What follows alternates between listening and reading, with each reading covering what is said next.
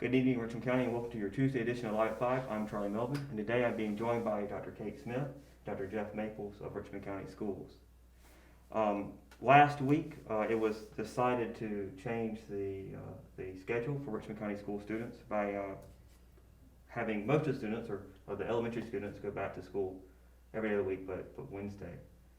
Can you tell us a little more about what's going on with that?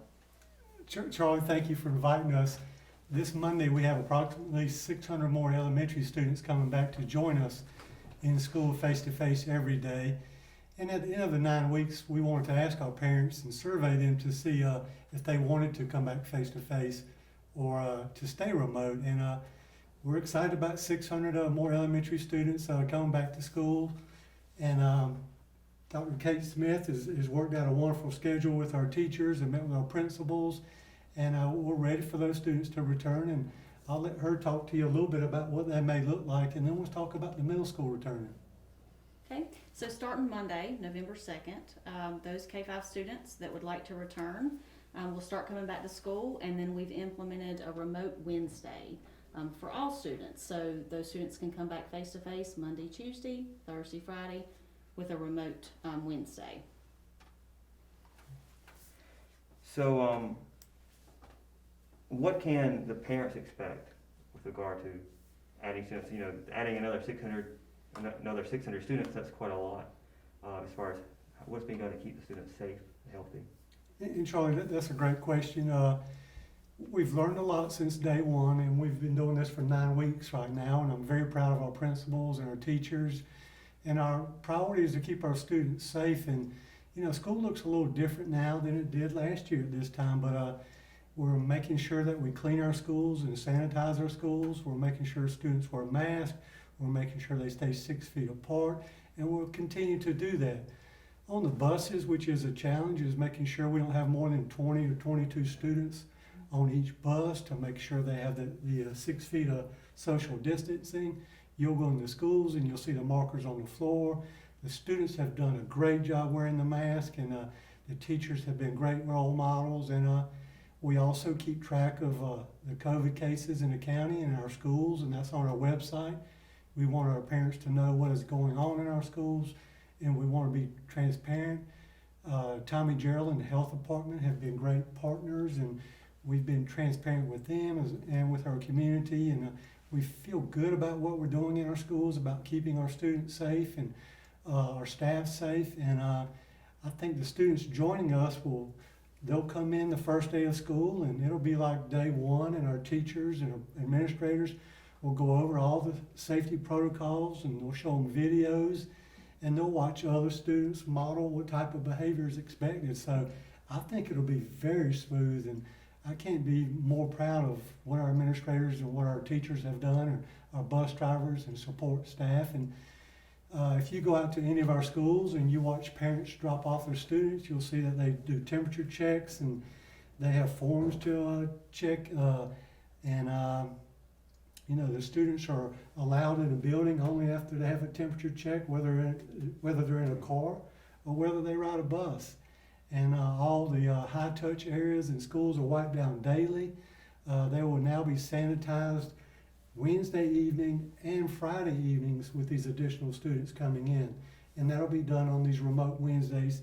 That's a good opportunity for our custodial staff to go in and clean these high-touch areas, restrooms, handrails, doorknobs, all those things. Dr. Smith? That's about it. That's a pretty comprehensive plan for bringing those students back, for sure, for elementary. So we're thinking the students that will be joining us will learn from their peers, and they'll also have go through those protocols day one and watch videos, and they'll catch on very quickly because they've been doing a lot of these things at home already with their mom and dads. So we talked about elementary students, so let's talk about middle school students coming back to school. Okay. So we surveyed our middle school and our high school families over the past 2 weeks, and we asked them if they would like to return to school on some kind of cohort model, like an AA, BB schedule, ABC schedule, whatever, like Dr. Maples referred to, whatever the buses allow. And so we asked them if they'd like to come back, and that survey ended this past Sunday, And so now we have the total number of our middle school and our high school students that would like to return. So we are now looking at scheduling for in-class and for our buses to see what the total capacity will be. Starting November 16th, our middle school students will return on a cohort model, and we're looking at the AA remote BB schedule. And so, of course, just like K-5, our 6-12 students will have a remote Wednesday as well. So our 6-8 students will return November 16th, and our 9-12 students are scheduled to come back after first semester in January. Okay. Mm-hmm. Well, thank you for being on the show today. Look forward to having you again. Thank you, Charlie. We're going to take a quick break. When we return, we've got your news and weather on the way, so stay tuned. JC's in Rockingham has you covered for used appliances, parts, trailers, and storage. We have one of the largest selections of reconditioned washers, dryers, and refrigerators in the Sand Hills, and we offer free delivery to residents inside Richmond County. Come check out our variety of trailers for any hauling job and our storage buildings for the things you need out of the weather or house. We also carry parts and accessories for appliances, trailers, truck beds, and can order the things you need. That's JC's on South Hancock Street in Rockingham. McNair Auto Sales is the place to buy your pre-owned car, truck, or van. To be the best, it takes big selection, friendly staff, and great pricing. We guarantee a no-hassle buying experience, and financing is available right on site. So come see us today. We're located at 1026 East Broad Avenue in Rockingham. And remember, with over 40 years of experience, you know McNair is the name you can trust. As the sports scene continues to heat up around Richmond Senior's facility, several programs are looking for community support to kickstart the 2020-21 athletic calendar. Aside from the football team hosting a digital fundraiser to support itself, as well as the general athletic fund, the Raider baseball team and Lady Raider volleyball team are also hosting fundraisers. The volleyball team is one of 2 programs that will start the new sports year in November, and head coach Ashley Larson is looking for sponsors. To join the Heavy Hitters Club, a donation of $100 secures a square on the donor board that hangs in Raider Gymnasium. This year, donating parties will receive Lady Raider volleyball t-shirts as a thank you from the team. The volleyball team season gets underway November 17th at Purnell Sweat High School, and funds raised will go toward travel costs, equipment, and general team needs. On the baseball diamond, the Raiders won't play until March, but head coach Rob Ransom is taking advantage of the fall season to help boost his team's funds.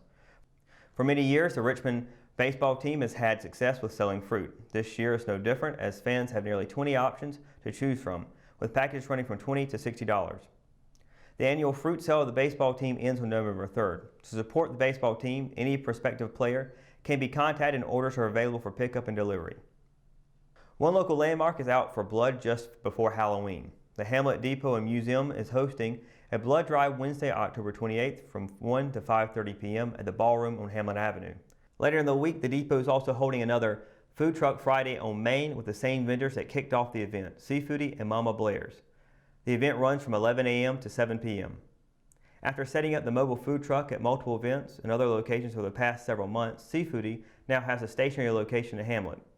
Participants in Seafood Festival 5K, which is virtual this year due to COVID-19, can also pick up their race bags at the Depot parking lot from 2 to 6 p.m. Friday. For those who would like to run the actual course, it has been marked and will stay that way until Saturday, according to the race's Facebook page. Investigators with the Richmond County Sheriff's Office have charged an East Rockingham man in connection to several crimes during the month of October. According to warrants, 29-year-old Michael Aaron West of Saffy 1st Street broke into a neighbor's building on October 1st and stole 2 rifles and 2 shotguns. He is also accused of damaging a glass door and gun cabinet. On October 5th, West allegedly stole a dirt bike and is accused of trying to rob a man using a handgun the following day. West is also accused of stealing 3 additional firearms, as well as 4 rings from another victim on October 20th. West was arrested October 23rd. When we return, we got your Live at 5 weather report. It's coming up after the break, so stay tuned. Are you spending your money paying tuition and fees to a large university just to have your college student take the general education courses online? Come to Richmond Community College, where your student will have local instructors, free tutoring, and access to services. Our transfer classes are acceptable at every university in North Carolina. We offer a clean, safe atmosphere specializing in individual student attention and small classes at a fraction of the cost.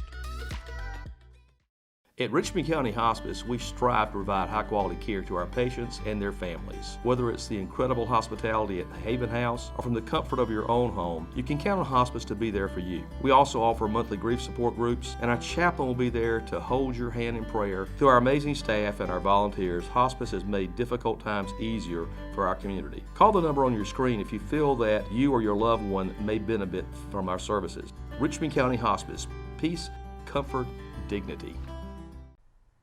Your Live at 5 weather report is brought to you by Sunset Slush, classic Italian ice located here in downtown Rockingham. Happy Tuesday, everybody. Hope you're having a wonderful day today. It has been a much nicer day than we've seen. Well, actually, it's been relatively about the same type of weather we've been seeing for the past several days, with the exception of Sunday, which brought in some rain. We got through that again yesterday. And today, we're just moving on through again with some nice cloudy skies out. Really nothing too much to worry about.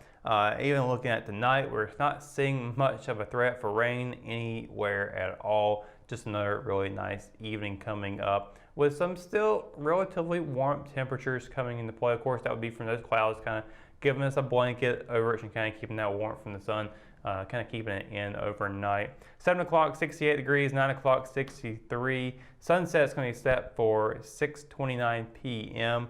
and it'll be a waxing gibbous moon phase out tonight. Again, inching closer to that once in a blue moon on Saturday. Looking at tomorrow, we'll be seeing partly cloudy skies, much the same as we've been seeing today. Temperature still staying in the mid-60s to high 70s across the region. Fayetteville, high of 78, low of 66. Rayford, high of 76, low of 65. Up in Moore County, it'll be a high of 75 and a low of 65, with Warrenburg seeing a high of 78 and a low of 67. Moving on down to Bennettsville, it'll be a high of 77 with a low of 66. Rockingham and Hamlet will be seeing a high of 76 and a low of 65. Ellerby expected to be seeing a high of 75 and a low of 64, with Anson County seeing a high of 75 and a low of 66. Now taking a look at the 7-day forecast. Again, looking really nice again tomorrow, but we do have a couple of days coming up with rain chances along the way. Some relatively high chances too. But we'll be seeing Wednesday to be expected with a high of 76 and a low of 65.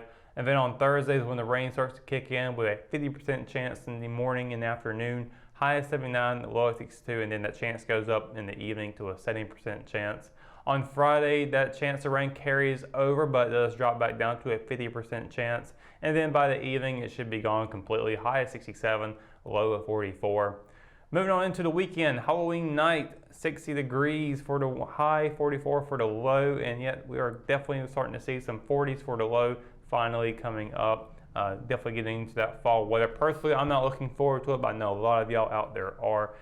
Sunday, high of 65, low of 41, continuing to drop down as we get into Monday with sunny skies all day long, but the 50s are going to be in the high of 58, a low of 37. It's going to be very, very cool for Monday. And then on Tuesday, high of 65 and a low of 44. Kind of jump back up just a little bit, but definitely going to be seeing some fall weather here very, very soon.